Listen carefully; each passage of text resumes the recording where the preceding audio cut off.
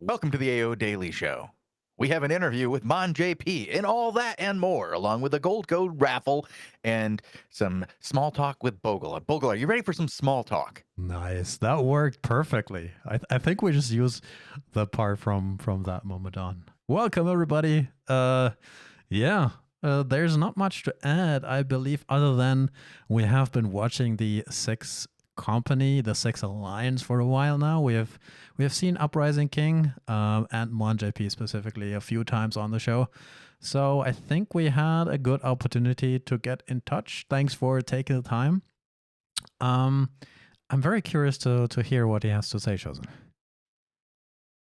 I would say I'm curious too, but I've already done the interview. I know what he's going to say. You know what I am curious of, though? No. Who's going to win the raffle today?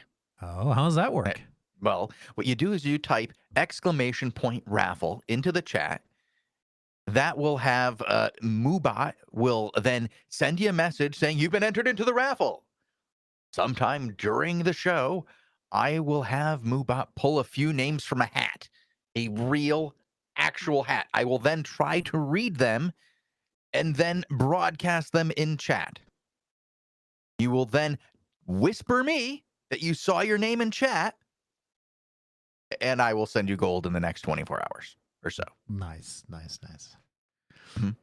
Uh, Cruise04 says Moobot has a real actual hand. No, it's actually a cow, and it reaches in with its head and kind of like bites the name and pulls them out. Or something like this or the other. Yeah. Anyway, But it's a robot, so it's not like a real cow. It's very complicated, very complicated. let's stop talking about cows or raffles. You guys know what to do. Keep an eye on Twitch chat during the interview.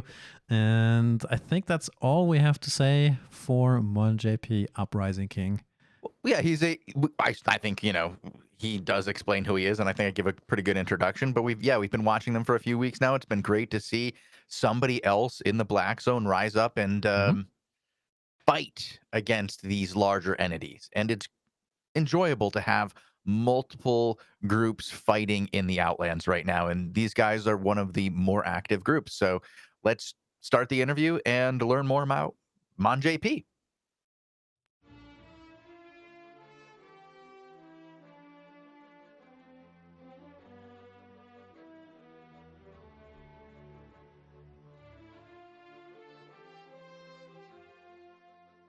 Welcome to the Albion TV interview series. I am the Shozen One, and today I have the great honor of being joined by Monjp, the GM of the Uprising King, and a shot caller and leader of the Six Alliance. We've been watching these guys for, I would say, about a month now.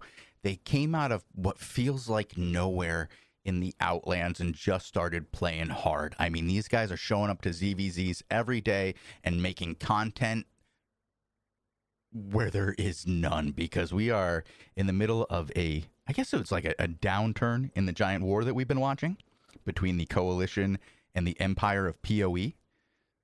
And we were like, oh, who are we going to watch? We're just running around one day and we run into the Fricks taking down Black Order's hideout, and we find out they are a member of the Six Alliance, and they're led by Monjp. And I got Mon on the show today. We're going to talk to him about this Six Alliance. But first, let's find out a little bit about who Mon is and what makes him tick. So Monjp, tell me about where you came from and how you got to where you are now. Okay, so I started playing during the free-to-play of Albion between season 7 and 8. I came from like RTS games before, so I played a lot of StarCraft 2, Warcraft 3, and I was looking for like a game that needed more time consuming. And basically, yeah, I found that this Albion when it was free. I started in a French mall guilds. I don't even remember the name because it was a super small guild. I've been there like maybe 1 or 2 months, learned the basics of the game, and finally had the chance to join like a bigger ZVZ guild, which was my main objective when I started the game. So I joined Italian. I think it was 5 seasons ago. And Talion taught me a lot of things about ZVC. I started shot calling at the end of Talion for groups of 20 to 40 guys. And it was amazing. I loved shot calling for the people. So that's how I decided to start my own guilds after that. So I started an Avalonian Road guild when Talion disbanded. We've been in Avalonian's Road for about, let's say, one full season. We had very nice fights in the roads, but at the end of the day, it's not what we were looking for. We were looking for like the big black zone content. So then after that season in the roads, we started by coming back to Black Zone ZVZ as a French guild. So I came out with probably 20 to 30 guys in the Black Zone. We tried to find the best content we could. We fought many alliances. We were outnumbered all the time. And that's when we ended up joining an alliance. So we joined M3R Alliance when they were in Archer's last season. So it was the Mercenary Company Alliance. And it was fun, but we had one issue over there. There was too many massive groups in the Black Zone. So we had to find a solution to that. So basically we took the same guilds and we made Red is Dead Alliance, if you remember, Shozen. Yeah, I remember them, yeah. Yeah, so basically we went in Fort Sterling as Red is Dead Alliance. And that was probably one of the greatest month of Albion that I played, because we were smashing everything north of Fort Sterling. We were fighting all those big groups that have been there for months, and we were just smashing them, winning all the fights. We had like a very big momentum until the lack of content came to us. So we just took a small break and made this new Alliance 6, which started with M3R going to SMA and then us going back with them in SMA a few weeks after, and Frakes, and then all those names coming back. And yeah, that's how 6 was born, I guess. We changed the name of the guild many times, but at the end of the day, we're still all the same players. We're still all the same leadership. So it's been very fun to play with all those guys for so long. It's been about, like, I think it's my 3rd season, or maybe even 4th season with Drake and the other Spanish community guys. So it's very nice. And Drick is the head of the M3R guild and one of the other leaders in the alliance. Yes, Drake is the Spanish leader. He made those alliances, but like we've been working a lot together in the past months to find what we wanted to do, because it's always hard to choose what we want to do, how we want to make an alliance, how we want it to work. But at the end of the day, we always kept our words, which was Red is Dead. That's all we want. We want to fight everyone. We want to have content. We don't really care about destroying people. We don't really care about evicting people. But all we want at the end of the day is killing Reds. That's like the fun in the game. So you're saying there was no real animosity towards Black Order when you went over and smashed their hideout? It was just that's somebody's hideout we could break because it's available. Yeah, when we started attacking Black Order in the north, our goal was to get content. We didn't start an eviction war right away. We started by launching Terry, seeing if they would show, and they did. The first days we had very nice fights. We lost a couple, we won a couple, and someday they just stopped showing. And for us, we had no other targets in Thetford. Squad was there, BA was there, and they were way too big for us. And we didn't want to take part in the big wars, so we just found like, oh, let's go, let's hit Black Order, let's try to get some nice content. And we did, until they stopped showing. So we were like, what can we do to force them to show, because we want the content? So we that's when we started to smash the hideouts. starts. I guess we can call it an eviction war, even though that wasn't the goal when we started it.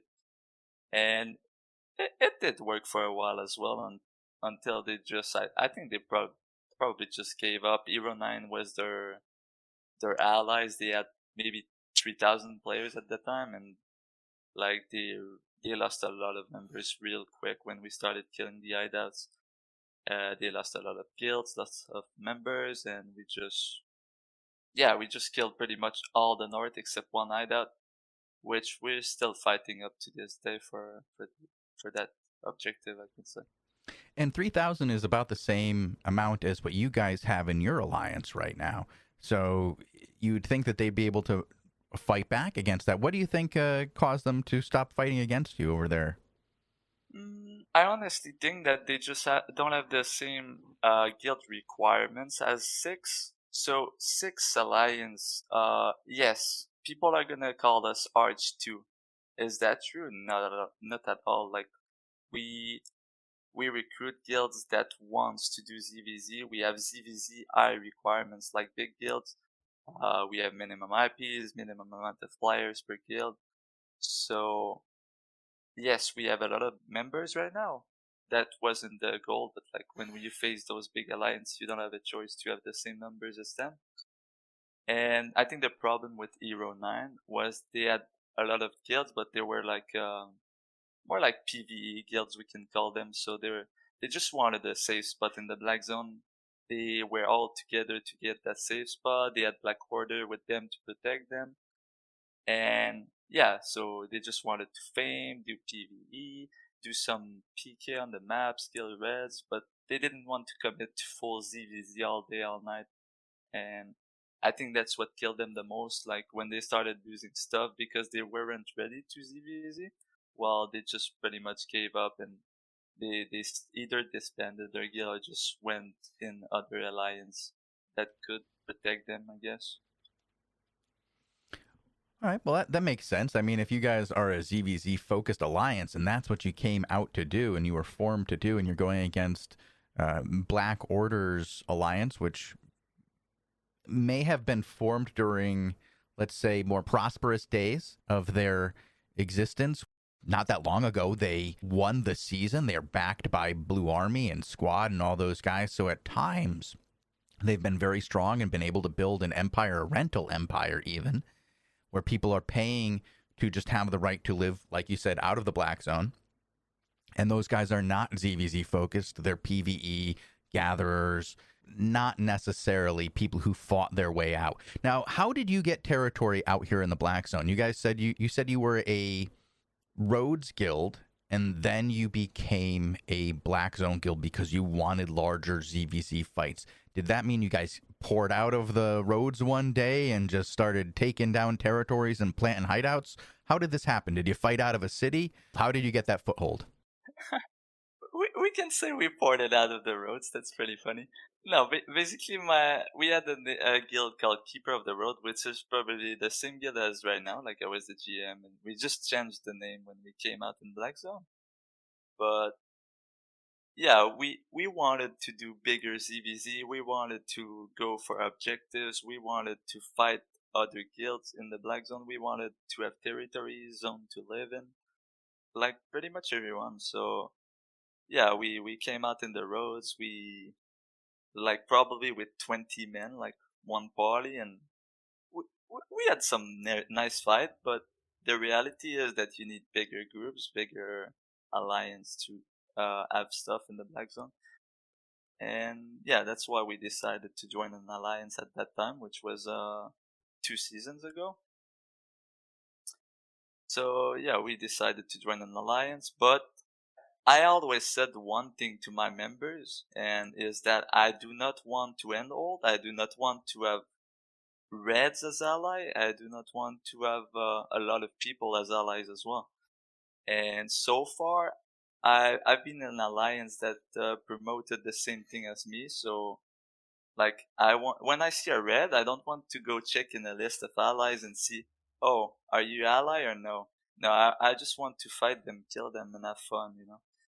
So that's how we saw the alliance point of view, and when we found out that Drake had the same ideas, it was super good for us, and we started taking a couple theories and then moving out, taking another couple theories, moving out, until we found this season SMA, which is like a nice map that we just took a break for a couple weeks, established our hideouts over there, took a CVZ break, and then we are back fighting for more territories. And yeah, until then, that's how we grew up this alliance, and it's been great. Even though we probably don't want that many players, but we have to adapt to the game. Right now, we have massive alliance with that. People are gonna say they're solo. People are gonna say they only have like 300 members, but at the end of the day, those 300 members are allied to like 6 other alliance or 2 other alliance, and the only way to compete with that is by having a lot of numbers ourselves. And that's why we ended up with a big number like that in 6, and we can take all the fights we want now, so it's pretty nice. Well, one of the things that you were talking to me about earlier with these large numbers and I guess it comes into this hand-holding situation. You want the red is dead. You don't want to be allied with people who are red. But that has put you into an awkward situation. You're now a 3,000-man alliance. You're going into fights where it's cluster queued. You're fighting against other groups that are cluster queuing. You're fighting against other groups that bring way more men that will have more players at their disposal than you do. Like, you may have 3,000, they may have 10,000. There are other groups out there. You're fighting against Squad on the regular. You're currently fighting against the Blue Army guys and another alliance as well that is tied to them, right? Yeah, we've been fighting those massive alliance for a couple weeks now. But basically, yeah, we need the numbers. There's gonna be queue, of course, because we end up reaching those massive numbers on both sides. And for us, it's not fun. Like, we don't enjoy playing the queue game. We just want the content. So, but the problem with wanting the content is though in those big alliance fights is that you have to go through the queue system because the people are not willing to have decent content. Like, if it was only 6 choosing the content, we would probably just split our Zergs and 100 to one place and 100 to another place, and just, hey, bring like 100 enemies, bring 150 as enemies, and we're just gonna fight you for fun, for content, for objectives. But we not want to have those big cluster queue fights. They're not fun for both sides. I mean, there's no fun in waiting at the gate, waiting for the big macro behind our shot calling. Like, we have to macro everything. Log this map, okay, move to the next map, log the next map, and just try to defend objective. That's not fun. Like, we want to fight for it. And yeah, so far we've been fighting those massive groups which end up in those big cluster fiesta, but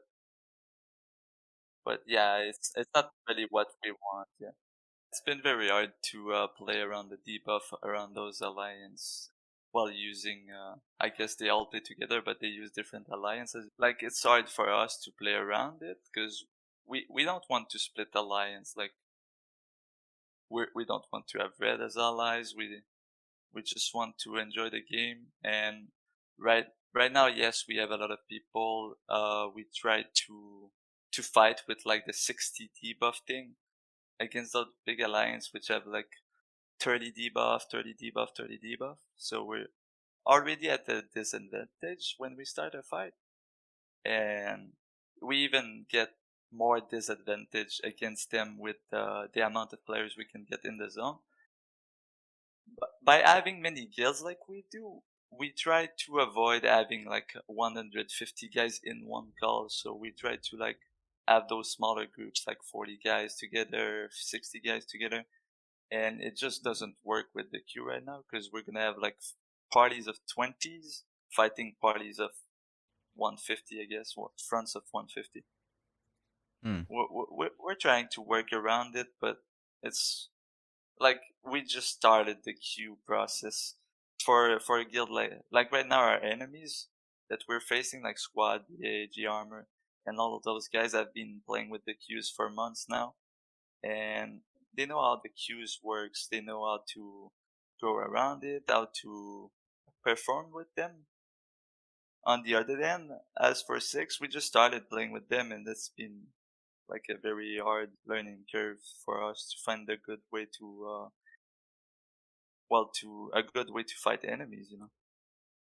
Yeah, it can be very hard to find the proper matchup when there's so many large groups out there that you feel forced to bring larger and larger groups, but the zones themselves can't accommodate that fight. And there are players out there who are very skilled at queue manipulation, so that it makes it a much more difficult fight than it should be. One of the things that has really, I guess, stood out to me while watching you is how well your group has done as the Six Alliance against these other groups. Like we said earlier, you fought against Hero 9 and Black Order. At points they had been very strong. You were able to beat them handily. You've even fought against Squad and BA and beaten them. When we saw you beat BA, that was very shocking for us, because we're seeing guilds in there like the Fricks and the Legion Broccoli, not necessarily the most accomplished ZVZ guilds in the world, going out there and defeating what may be the most accomplished ZVZ guild in the world of Albion. We've had some good fight with BA for sure.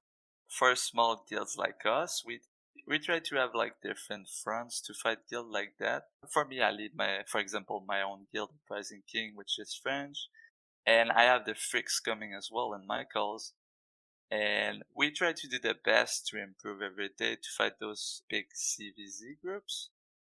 But at the end of the day, we don't have all the same mandatory requirements. We don't spend all our day doing CVZs. We don't spend all our days on Albion trying to be better. So yeah, it's definitely harder for us, and that's why it's very good for us to work as small guilds together, because we are able to compete with those big alliances now. I wouldn't say we're better individually, but as a team, we are able to like win fights. We're able to take those fights that you could never take in the past.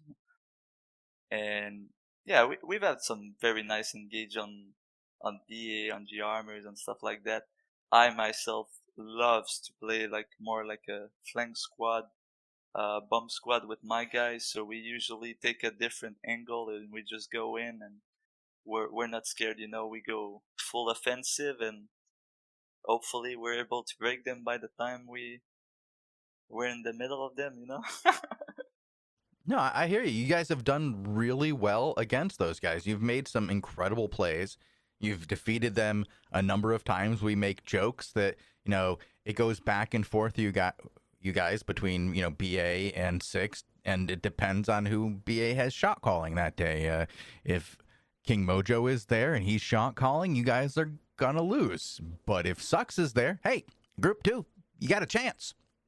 Yeah, we've definitely lost some fights as well, but yeah, it's very good for us. I mean, losing is not fun, but for new alliance like us, it's good for us to lose those fights, because it's the only way to improve, to do better the next time. And we've enjoyed fighting those like massive guilds that have been there forever, and they know everything about the game, or most of it. So it's very fun for us to at least try to compete with them. Well, absolutely. They say iron sharpens iron, meaning that when you fight against the best, you're going to become so much better, because you're fighting against the best every day. And you are. You're fighting against some of the best ZVZ guilds in the game. And that can only make you guys better. Exactly. It's the learning curve. Is there anything else that's on your mind? Anything else you want to talk about? Anybody you want to mention that you've been challenging lately that's really impressed you, or anything that's been difficult for you to deal with out there in the Black Zone? I really enjoyed fighting G Armor for a while. I really enjoyed fighting P as well. I just wish they wouldn't all come together to play more. Like right now, they want to play like winners, but we want to play for having content. So I just wish they would come like with those 200 people and just fight 200 of us and just have fun, instead of having those big cluster fiesta and macro management of guilds and alliance. But yeah, other than that, no, that it's been very great in the past few weeks. We've enjoyed playing in the Black Zone. We wish that there was more independent guilds just roaming in the map, fighting smaller groups, fighting like for small scales, medium scales, content around the map. But yeah, so far as an alliance, we've been pretty happy about what we've accomplished, and I think it's been great to work with all those leaders of six, and we learned so much about the Black Zone, and we're still learning up to this day, and hopefully we do better the next time. Well, I would say that that's a great sentiment to have. And if this was maybe 4-5 seasons ago, maybe you could have gotten your wish. As BA used to be a content driven guild and Squad used to be content driven. But now they have a thirst for victory and a fourth gem. They need to find out where that gem is going to be placed. They need to know where it's going. And they have this need to find that out. And so you are simply in their way of, well, not really points. They're not attacking you for points. I think you're more in the way of taking out their renters. I think you're attacking their renters and it's taking them off. Yeah, I think they've had like a super good relation with Black Order, and by having Black Order on the last, I don't know, last life we can say, like their hideouts was on one shield out of 5, all the other hideouts are gone. They just want to help them since they've been allied forever, and I understand it, but I just wish the game was more like guilds playing for themselves more than for others, and just try to have everyone split in alliances and just fight everyone. You make playing selfish sound so altruistic. You make it sound like if everybody just fights for themselves, then everybody will be happy. None of this stupid cooperation and working for common goals. That's not what we want. We need everybody to fight against each other, not agree on any terms. Just if you see somebody who's different than you, just kill them, and then we would all be happy. Yeah, exactly. I think six would. I think I think six would not exist if it was working like that. We would just be like an independent guilds fighting each other. I mean, I remember you guys streamed the fight in San Montassin one day where you were like, "What is going on? Everyone is fighting each other in San Montassin." Well, yeah, we were, man. That was Six Alliance that disbanded the alliance for one day. And we just like all add ZVZ sets in our hideout. We just go out in SMA and just do a full free for all in the map and just have fun. And if the game was like that, the full free for all, I think it will be great. I think it would be too. That was some very entertaining content, watching all of you guys go after each other over and over and over again for quite a while. We couldn't even cover it all. We didn't have time to do it. But you guys went wave after wave, and it was great to see. It was a lot of fun, and I would love to see more content like that. Unfortunately, it's very rare that in the natural progress of the game, you see 4 or 5 different groups attacking each other. Yeah, it's been pretty rare. But yeah, I maybe next season is gonna be better. Like right now, BA is going for gold. They won those objective. They're gonna do everything to have them. They're gonna ally everyone to have them. And I'm interested in seeing what's going to happen when they're not there anymore. If they really disband or if they really take a break, like they said. And hopefully all those those guilds that were together or those alliance that were together are just gonna go more like solo alliance and just try to fight for what they have and expand if they want. Like, it's up to them if they want to expand or not. But yeah, hopefully it's gonna change a little bit the game set of the game and improve it overall, having more fights, having more fun. At the end of the day, everyone wants content, you know? True. Unfortunately, I have the feeling that while BA may no longer exist, the entity known as Squad will continue to be a member of that PoE empire, and it will just fold in. I would love to see them disband it completely and go their own separate ways. I think it would be great to see Maiden BR go do their own thing again. But I have a feeling that it's just going to be basically a handover from Mojo to Syndic, and the empire of PoE will just get larger. Yeah, it's hard to know what's going to happen. For me, like Alliance, like Squad, it's okay if they all play together as Squad. Guys play as Squad, you know. It's when Squad allies with PoE. It's when Squad allies with BA. It's when Squad allies with G-Armor. That's when the game doesn't. Well, G-Armor and Squad and BA are all one entity. Yeah, They are Squad.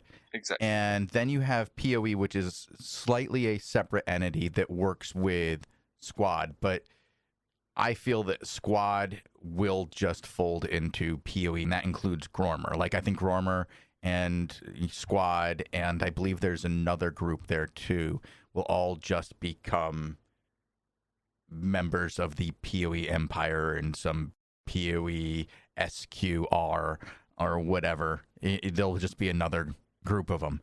It seems to be the way that group has chosen to win, and it's very hard to defeat that when so much is gained by playing that way, and that the only thing you lose is content. It's hard to say you want to give up some of your winnings so that you can continue to have content. Yeah, it's very hard to say that to give up some stuff just to have more content is probably one of the hardest decision you can make.